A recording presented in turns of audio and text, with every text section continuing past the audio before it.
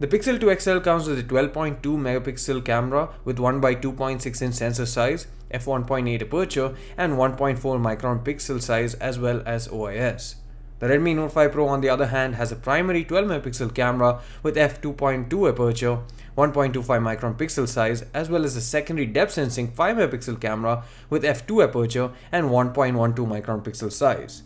It also lacks the OIS that the Pixel 2 XL has. Pixel 2 XL packs in more detail and sharpness than the Note 5 Pro in practically every single photo. This can also be attributed to instant shutter on the Pixel 2 XL, which captures photos all the time when the camera app is on so that it actually is done taking the photo by the time you press the shutter. Its photos are also a bit more contrasty and punchier. However, the Note 5 Pro impressed us with its white balance and colors, which in some instances were more pleasing than the Pixel. In terms of dynamic range, the HDR mode on the 5 Pro also produces some impressive results. The image is a bit flatter and is generally a bit underexposed. However, it holds a great amount of dynamic range that can put some higher-end smartphones to shame and even look very similar to the Pixel 1. Unless you zoom in and see the difference in detail and sharpness, it's sometimes tough to tell them apart. When it comes to low-light performance, the Pixel is tough to match. The photos are just so much sharper and have better detail and exposure compared to the 5 Pro. The noise levels are also lower unless in extremely dark conditions where the extra sharpness and clarity makes the noise more apparent on the Pixel while the 5 Pro's processing masks it. Now on to perhaps the most important part of this comparison, the portrait mode. This is one photo which all of you might remember from our poll. Phone A in this case was the Pixel 2 XL and phone B was the Note 5 Pro. Like many pointed out, the blurring looks more natural on the Note 5 Pro and that's pretty true. However, some flaws come to light when you pixel peep, pun unintended. For one, the image isn't as sharp as the Pixel 1. You can see the blur bleeds into the camera a bit and that's actually still fine. But the Nikon logo itself is a bit blurry on the 5 Pro. The edges are also more defined on the Pixel 2 XL and the dynamic range is much superior too. The highlights are blown out on the 5 Pro.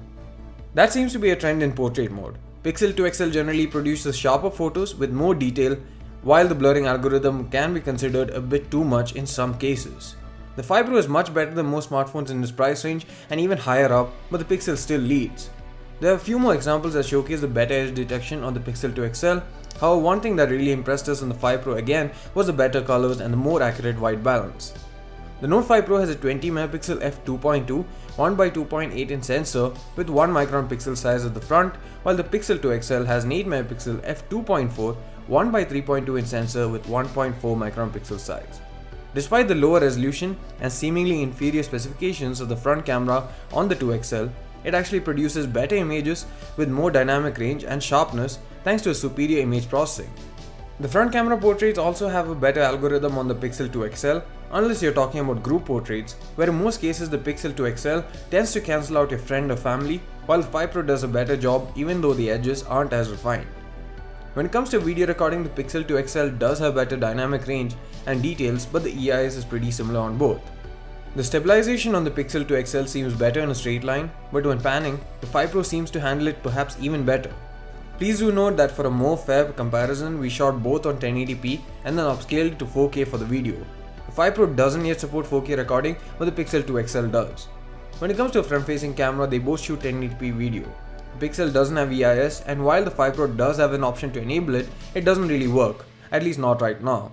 Video is again better here when it comes to detail and dynamic range, but the difference is less tangible than the rear camera.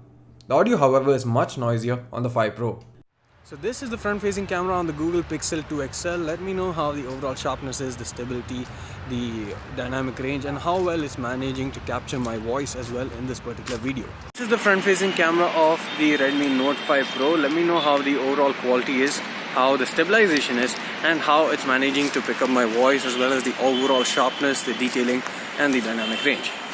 Just like hardware on smartphones have slowly reached a saturation point and focus shifted to the software to make the experience better, the shift from simply putting better hardware to actually optimizing the algorithm to extract the best from the same hardware camera seems to be the approach the manufacturers are shifting towards.